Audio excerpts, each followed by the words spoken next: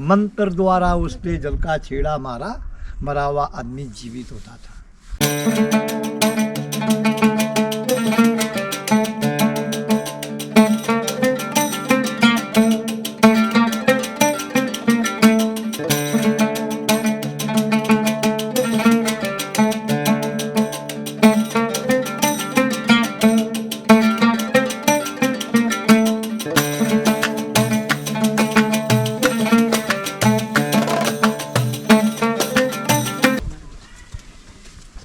अब बेटा यहाँ पे लाइन में खड़े होना जरा, इधर मैं यहाँ के बारे में बता रहा हूँ आपको, थोड़ा ध्यान लगाना। दुर्योधन ने पांडवों को जलाने के लिए लाख का महल बनाया, लक्ष्य ग्रह वो ये जगह है।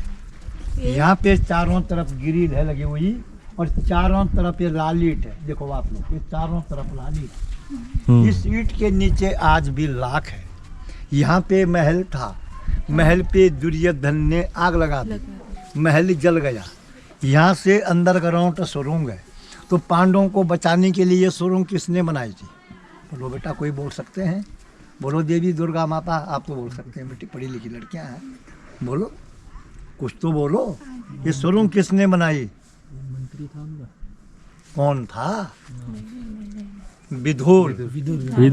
विदुर तो इंजीनियर था। जैसे आप सोचें कि मेरा बेटी और मेरा बेटा इंजीनियर बनने चाहिए, डॉक्टर बनने चाहिए, विदुर तो इंजीनियर था। उनकी लेबर कौन थी? काम करने वाले मजदूर। कुछ पता है? नहीं। चूहा, चूहों ने यहाँ से सुरंग बनाई, विदुर ने नक्शा बनाया। आते समय आपको नीचे सड़क पे ये गुफा मिली है, हाँ, गुप्तेश्वर महादेव गुफा। वो है पांडवों की दुंद गुफा, जिसको हम लोकल भाषा में दुंदी उडारी भी कहते हैं। दुंद गुफा। पांडवों को यहाँ से विदुर ने उस गुफा से बाहर निकाला। उसके अंदर जाएंगे आप लोग, गुफा के अंदर आप लोग सुरंग में चले जाना। हाँ, सुरंग है, लेट के जाने वाली, उसके अंदर सुरंग है। हाँ। सुरंग के अंदर जाके आपको आगे इतना छोटा शिवलिंग मिलेगा, ऊपर शेष नाग का आकार होगा। उसके ठीक सामने से जो सुरंग है वो आपके विराट राजा के यहाँ निकलती है। चक्रौता नागथाप के बीच में विराट खाई है, जहाँ पे पांडव लोगों ने नौकरी करी है। उसके बगल में दूसरी सुरंग है, वो आपके कुरुक्षेत्र में निकलती, हरियाणा में पंजाब, जहाँ पे महाभारत की लड़ाई शुरू हुई है। उसके अंदर तीसरी सुरंग भी है, वो आपके केदारनाथ बद्रीनाथ निकलती है, जहाँ से पांडव लोग स्वर्ग लेने गए। ये मूर्ति कौन सी है? अब मैं इनके बारे में बताऊंगा। राजा दक्ष ने यज्ञ किया था, उन्होंने तमाम दुनिया के लोगों को सबको अपने यज्ञ में बुलाया और अपने बेटी और जवाई को नहीं बुलाया। तो उनकी बेटी जवाई कौन थी? बोलो देवी आप दोनों। शिव और पार्वती उनकी बेटी। सही बोलो, फर्क है अभी थोड़ा। नहीं, सती। सती माँ ने बोला कि पतिदेव, शंकर जी के लिए, पतिदेव मेरे मायके में आपके ससुराल में यज्ञ हो रहा है, आप चलिए। भगवान ने उनको जवाब दिया, देवी हमारे लिए कोई चिट्ठी नहीं, कोई निमंत्रण नहीं, कोई बुलाव नहीं, हम लोग वहाँ जाएंगे, वहाँ पे हमारा अपमान होगा। सती माँ ने अपने पति की बात नहीं मानी, उनकी आपस में लड़ाई झगड़ा हो गया।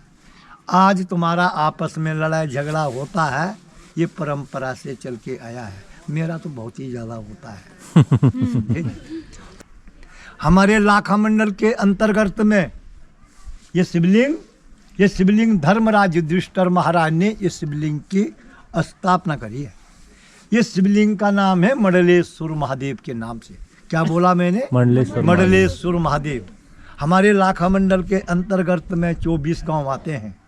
24 गांव के बीच में जिनकी मृत्यु होती थी, वो लेडीज है या पुरुष है, बूढ़ा है या जवान है, उनकी डेड बॉडी यहाँ लाते थे। ये हवन कुंड है, यहाँ से सुरंग है, इसके बीच में डेड बॉडी रखी जाती थी। पुजारी अपने घर से गंगा यमुना जल लेके आते थे, मंत्र द्वारा उस पे जल का छेड़ा मारा, मरा हुआ आदमी जीवित होता था। ब्राह्मण देवता उसको अपने हाथों से दूध बाद खिलाता था।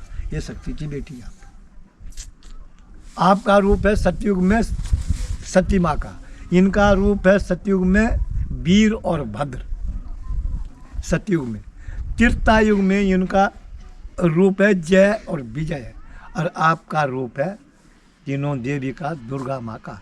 फिर द्वापर आया, द्वापर में इनका रूप है द्वार और पाल, और आपका रूप है पार्वती माँ का। आ गई वो पार्वती माँ। अब ये कलयुग है, कलयुग में ये शंकर जी हैं भोले बाबा, पार्वती माँ के भोले बाबा। इनका हीरे मोती का मुकुट है, ध्यान से देखो। और ये राक्षस है, इसके खोपड़ी पे ऊपर मुंडी है, ये मसान का निशान है। ये देखो आप लोग। अब आप लोग जो तो आप ये चाहते हैं कि मंदिर में हम सब एक माँ बाप की संतान हैं। किसकी बोली? शंकर जी की और महापार्वती की। ये लाल रंग का शिवलिंग है, ये लाल कलर का, ये लंबा वाला शिवलिंग हाँ। ये लाल कलर का है। ये त्रेतायुग का है, राम जी के टाइम का। त्रेतायुग का। त्रेतायुग का। रामचंद्र जी की जगत माता सीता को दुष्ट रावण ने पंचवटी से हरा के ले गई और श्रीलंका पहुंचाई है अशोक वाटिका में। रामचंद्र जी माता जी की खोज में गई। सोयतबंद रामेश्वर में उन्होंने इस लाल रंग शिवलिंग की स्थापना समुद्र के बीच में की है, जब रामचंद्र जी ने श्रीलंका जाने के लिए पुल बांधा था। या तो ये शिवलिंग लाखा मंडल के प्रांगण में मिलेगा, या तो सोयतबंद रामेश्वर में। ये पूरे भारत देश में कहीं बेटी ये शिवलिंग नहीं मिलेगा। उसके बगल में ये सामने फिर हरे रंग का शिवलिंग है, ये द्वापर युग का है, कृष्ण जी के टाइम का, जब कृष्ण जी का अवतार हुआ था द्वापर युग में। ये हैजा काली माता है, खप्पर वाली माता है, शीतला वाली माता है। हमारे भारत में, हमारे देश में चीन से बीमारी आई कोरोना, हमने इस माँ की पूजा करी है। हमारे पूरे इस क्षेत्र में अभी तक कोई कोरोना का मरीज नहीं निकला। अच्छा। इस माँ की इतनी बड़ी कृपा है। आप लोग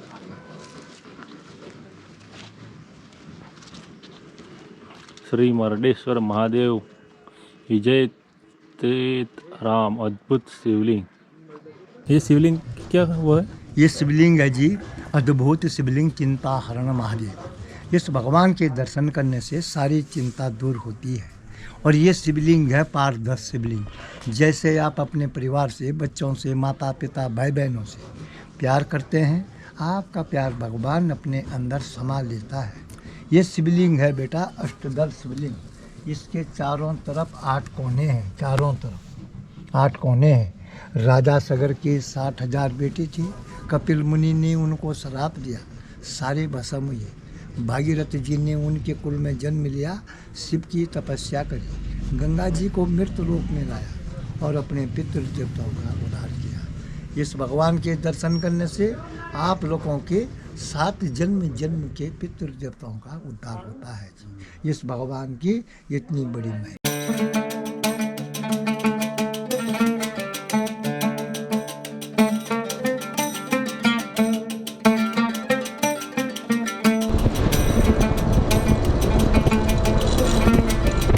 जल्दी जल्दी ये रास्ता काटना पड़ेगा क्योंकि हमें पहुंचना है ऋषिकेश। और ऋषिकेश यहाँ से है करीबन 150 किलोमीटर, 150। लखमंडल में हमारा ज़्यादा टाइम हो गया।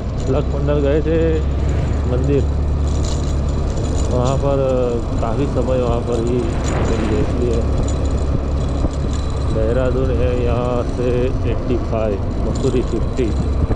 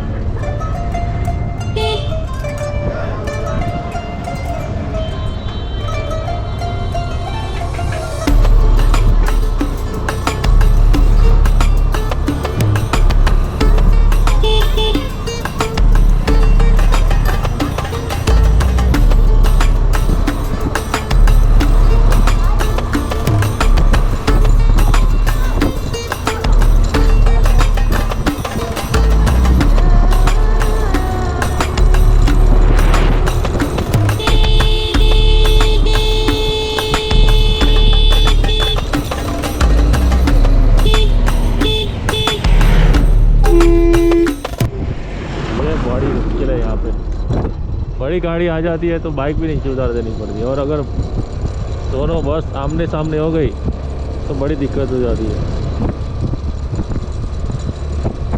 ये नेशनल हाईवे है, लेकिन नेशनल हाईवे जैसा लग भी नहीं रहा है रोड अच्छा, लेकिन इतना बड़ा चौड़ा रोड नहीं है।